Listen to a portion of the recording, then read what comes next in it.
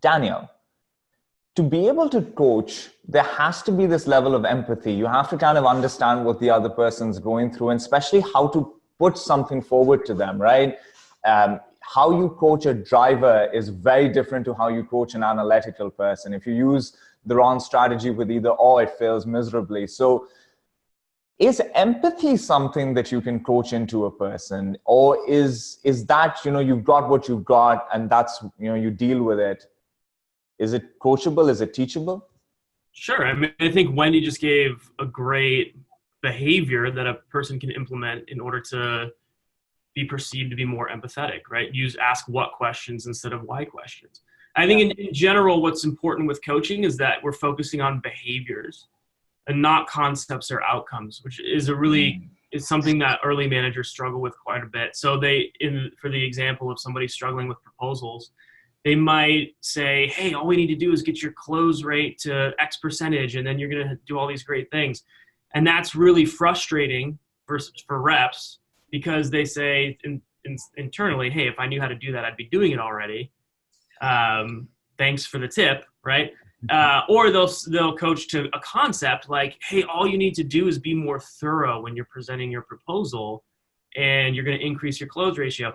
And that's usually confusing, because thorough might mean one thing to the rep and something different to the manager, and they're just going to cross wires there. So instead, like Gary said, coaching to a really specific behavior is what's going to be important. So, hey, when you send a proposal, you need to be on the phone with the prospect, right? So I usually communicate them as if then or when then statements. So if a prospect says this, then I will do this. When a prospect expresses this concern, then I will do this. Or when I get in the morning, then I will do this. And you can usually boil down most concepts to 2 or 3 important behaviors that have already been identified through the repeatable sales process that's been established in the organization.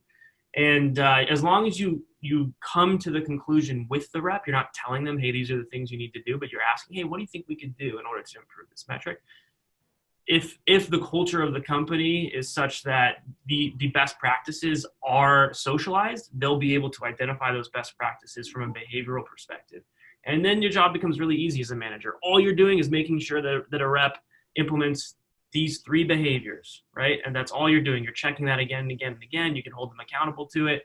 They know you have their best interest in mind because you have a great relationship with them. Hopefully you are putting their goals ahead of your own. You genuinely care about them as a human being, which is tough to pretend, right? So from a coaching perspective, I think if you focus on behaviors, it does help with the empathy, because you're just so clear in your communication. So well laid out.